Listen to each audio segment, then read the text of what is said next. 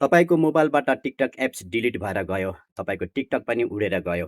तपाईँको TikTok आइडीको password पनि थाहा छैन। तपाईँको आइडीको जीमेल पनि थाहा छैन। अब तपाईँको टिकटक आइडीलाई कसरी सेभमा राख्ने? तपाईँको मोबाइलबाट टिकटक एप्स डिलिट हुँदा पनि तपाईँको टिकटक आइडी नहराउने अब तपाईँले आफ्नो मोबाइलमा के सेटिङ गर्ने त? यो जान्नुभन्दा पहिला साथीहरू तपाईँलाई एउटा रिक्वेस्ट, भिडियोलाई एक लाइक दिनुहोला, फलो गर्नुभएको छैन मलाई फलो पनि गर्नुहोला, तपाईँको केही पनि जाँदैन। त्यसले गर्दाखेरि साथीहरू यस्तै जानकारी भिडियो फेरि पनि तपाईँले तुरुन्तै पाउनुहुनेछ। सबैभन्दा पहिला साथीहरू तपाईँले आफ्नो टिकटकलाई ओपन गर्नुपर्ने हुन्छ है। जस्तै मैले टिकटकलाई ओपन गरेँ। टिकटकलाई ओपन गरिसकेपछि साथीहरू तपाईँ आफ्नो प्रोफाइलमा आउनुपर्ने हुन्छ। यहाँ प्रोफाइलमा आइसकेपछि तपाईँले यहाँ देख्न सक्नुहुन्छ तपाईँको टिकटक आइडीको नेम, तपाईँ आफ्नो प्रोफाइल देख्न सक्नुहुन्छ।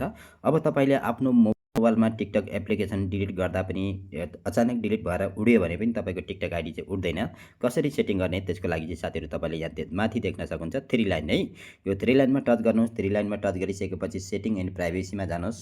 सेटिङ एन्ड प्राइभेसीमा टच गरिसकेपछि तपाईँ थोरै स्क्रल अप गर्नुहोस्। यहाँ पछि तपाईँले देख्न सक्नुहुन्छ सेक्युरिटी एन्ड परमिसन भनेको छ, यहाँ तपाईँले टच गर्नुपर्ने हुन्छ। यहाँ टच गरिसकेपछि साथीहरू अब तपाईँले यहाँ देख्न सक्नुहुन्छ सेभ लगइन इन्फो भनेको छ, तपाईँले यहाँनिर देख्न सक्नुहुन्छ। यो सेभ लगइन इन्फोलाई चाहिँ तपाईँले यसरी अन गर्नुपर्ने हुन्छ है। यति अन गरिसकेपछि चाहिँ तपाईँहरू साथीहरू अब तपाईँ सिधै ब्याग आउनु होला। यो ब्याग आइसकेपछि साथीहरू तपाईँ फेरि टिकटक मजाले चलाउनुहोस्। तपाईँको टिकटक आइडी केही पनि हुँदैन, स्क्रिनमा आउन सक्नुहुन्छ है। यो मोबाइल स्क्रिनमा आइसकेपछि अचानक तपाईँको यो कसैले तपाईँको टिकटक एप्लिकेसन डिलिट गरिदियो, कसैले तपाईँले नै आपतकालीनमा टिकटक एप्लिकेसन तपाईँले डिलिट गर्दा पनि तपाईँको टिकटक आइडी कहिले पनि हराउँदैन। अब फेरि प्ले स्टोरबाट तपाईँले टिकटक एप्लिकेसन डाउनलोड गरिसकेपछि तपाईँले लगइन गर्दा तपाईँको आइडी यत्तिकै रहन्छ है। तपाईँको आइडीमा पासवर्ड पनि लगाउनु जरुरत छैन, केही पनि लगाउनु पर्दैन, यत्तिकै सेभ भएर बस्छ। यति नै हो सेटिङ।